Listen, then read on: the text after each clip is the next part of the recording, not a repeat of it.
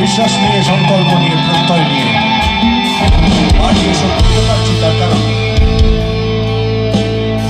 আমি জানি, আমরা প্রত্যেকেই জানি সেই বাড়ির মধ্যে একটা ঘর আছে, যেটা আমাদের চেনা, যার নামে একলা ঘর।